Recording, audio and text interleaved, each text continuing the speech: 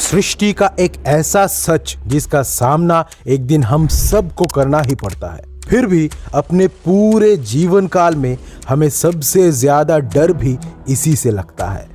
आखिर क्यों है ऐसा और कैसा महसूस होता है जब आत्मा शरीर त्याग रही होती है? हमारे हिंदू धर्म में 18 महापुराणों में एक पुराण ऐसा भी है जो डेडिकेटेडली लिखा गया है यही मृत्यु, कर्मा, पुनर्जन्म और मोक्ष के रहस्यों को लेकर। उस महापुराण का नाम है गरुड़ पुराण, जिसमें स्वयं भगवान विष्णु जीवन और मृत्यु की इस अद्भुत पहेली को सुलझाते हैं। और क्योंकि ये पुराण मृत्यु से जुड़ा हुआ है तो कई बार इसे पढ़ने से भी हम डर जाते हैं। लेकिन आज के इस वीडियो में हम गरुड़ पुराण के हर एक पहलू को डिटेल में समझने की कोशिश करेंगे। नमस्कार दोस्तों, मैं हूं रजत आपके साथ। So without any further edu let's find out the truth. जब भगवान विष्णु के वाहन पक्षीराज गरुड़ ने भगवान से मृत्यु के बाद प्राणियों की दशा, यमलोक यात्रा और अलग अलग कर्मों से प्राप्त होने वाले नरक योनियों के बारे में पूछा तो भगवान ने उन्हें जो उपदेश दिया वही आगे जाके गरुड़ पुराण कहलाया। इस पुराण को मेनली 2 खंड में लिखा गया है। पहला है पूर्व खंड, जिसमें आत्मा का सफर, कर्मा और उससे जुड़े दंड के बारे में जानकारी मिलती है। दूसरा है उत्तरखंड, जो डिफरेंट रिलीजियस रिचुअल्स और तंत्र विद्या के बारे में बताता है। हमेशा आपने लोगों को ये कहते हुए सुना होगा कि अच्छे कर्म करने पर अच्छा जीवन प्राप्त होता है। गरुड़ पुराण इसी प्रक्रिया को विस्तार में समझाता है। एक आत्मा को अगला जन्म किस योनि में मिलेगा, इसका ज्ञान हमें यही मिलता है। कुल 84 लाख योनियों का जिक्र है गरुड़ पुराण में, जिसमें पशु, पक्षी, वृक्ष, कीड़े मकोड़े और मनुष्य योनि आदि शामिल है। भगवत गीता अध्याय 2 श्लोक 27। भगवान श्री कृष्ण अर्जुन से कहते हैं, जातस्य ही ध्रुवो मृत्यु ध्रुवं जन्म मृत्युस्य च तस्माद् परिहार्यर्थेन त्वं शोचित मूर्हसि।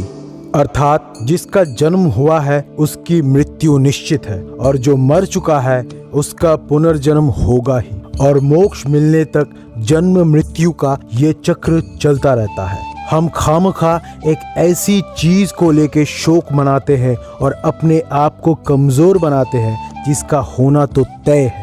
वहीं आत्मा ना तो कभी जन्म लेती है और ना ही मरती है। आत्मा अविनाशी और समय से परे है। मृत्यु यानी डेथ सिर्फ एक प्रोसेस है आत्मा के एक शरीर से दूसरे नए शरीर में स्थानांतर की।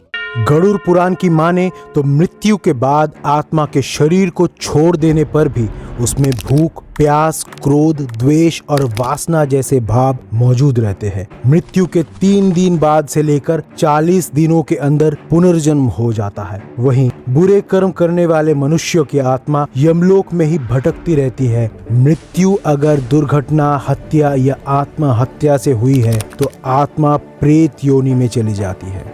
कहा जाता है कि मृत्यु के समय जब मनुष्य की आत्मा शरीर से बाहर निकल रही होती है तब वो दर्द 56,000 बिच्छुओं के डंक के बराबर होता है। ये दर्द इतना भयानक होता है कि ये एक्सपीरियंस उस आत्मा को अपने अगले जन्म तक भी याद रहता है। उन्हें अपने पिछले जन्म का कुछ याद नहीं रहता सिवाय उस दर्द के, और हम उसे दोबारा झेलना नहीं चाहते। इसीलिए चाहे वो एक नवजात बच्चा हो या कोई जानवर, सभी इंस्टिंक्टिवली मौत से डरते हैं। और आत्मा के शरीर त्यागते ही यमदूत आकर आत्मा को यमलोक ले जाते हैं। रास्ते में आत्मा को नरक में झेलने वाली दुख और यातनाओं के बारे में बताया जाता है। करीब 86,000 योजन यानी लगभग 11 लाख किलोमीटर लंबा सफर करके आत्मा को यमलोक पहुंचना होता है। अपने जीवन में किए गए कर्मों के आधार पे यहीं से उसका रास्ता अलग हो जाता है। अच्छे कर्म पे स्वर्ग मिलता है और बुरे कर्मों पे नरक की यातनाएं झेलनी पड़ती है। हमारे हिंदू परंपरा में अंतिम संस्कार के बाद इसीलिए गरुड़ पुराण का पाठ किया जाता है, क्योंकि इस पुराण के मुताबिक मृत्यु के बाद पिंड दान करने से और श्राद्ध करने से आत्मा को शांति मिलती है।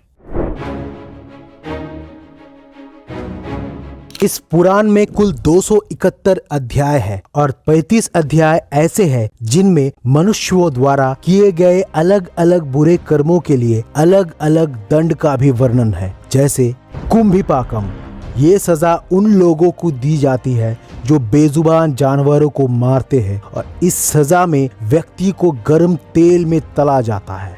कालासूत्रम, घर के बड़े बुजुर्गों का अपमान करने और उन्हें घर से निकालने वाले पापियों को नरक की आग में डुबोने की सजा है कालासूत्रम।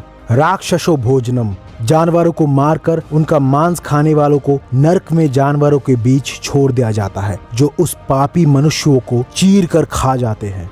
तामिश्रम, अगर कोई दूसरों से पैसा लूटता है या पैसों की धोखाधड़ी करता है तो नरक में यमदूत उसे रस्सी से बांधकर पीटते रहते हैं। अंधकूपम, अपने बुरे स्वभाव से दूसरों को परेशान करने वालों को सांप और बिच्छुओं से भरे अंधेरे कुएं में डाल दिया जाता है। इनके अलावा भी गरुड़ पुराण में कृमि भोजनम, वैतरणी, अविची, शाल्मली, असितपत्रम जैसे ढेरों सजाओं का विस्तृत वर्णन किया गया है।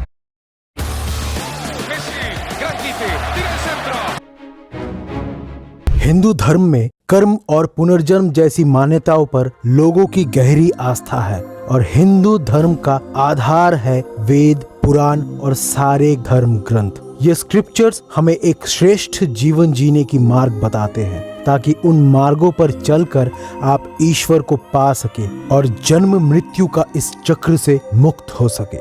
इसी को मोक्ष की प्राप्ति कहते हैं और ये मोक्ष प्राप्ति का एकमात्र तरीका है हमारे अच्छे कर्म। साथ ही कुछ धार्मिक आचार अनुष्ठान और नियमों का पालन करके भी मोक्ष की प्राप्ति की जा सकती है। जैसे गरुड़ पुराण में बताया गया है, जो भी व्यक्ति एकादशी का व्रत रखता है उसके सारे पाप नष्ट हो जाते हैं और उसे मोक्ष की प्राप्ति होती है।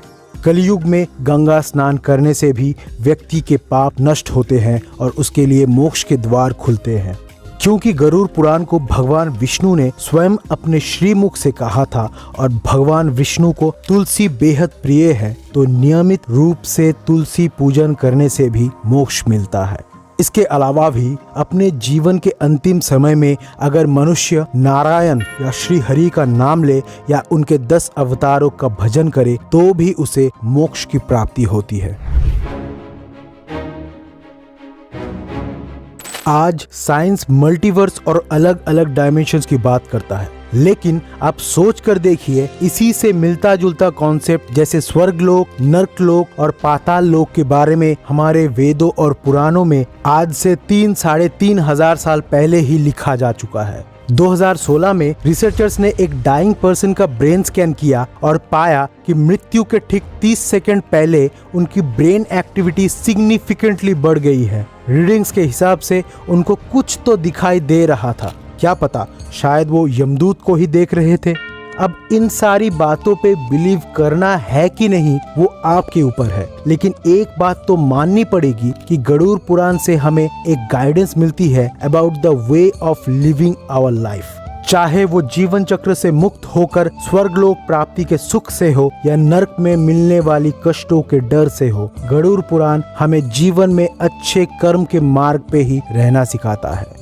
मृत्यु की चिंता हमको हर समय इस दुनिया की रियलिटी से कनेक्टेड रखती है और हमें बुरे कर्मों से बचाती है, क्योंकि मृत्यु हमारी सबसे बड़ी परीक्षा है और इसकी तैयारी हम जीवन भर से कर रहे होते हैं। और गरुड़ पुराण में बताए गए मार्गों को अपनाने से हमारी डेथ एक पीसफुल ट्रांजिशन प्रोसेस बनती है, ना कि एक पेनफुल जर्नी। बताइएगा आप क्या सोचते हैं इस बारे में। और अंत में हम सब के लिए ईश्वर से बस यही प्रार्थना है कि असतो मा सद्गमय तमसो मा ज्योतिर्गमय मृत्युर्मा अमृतम गमय। ओम शांति, ओम शांति, ओम शांति।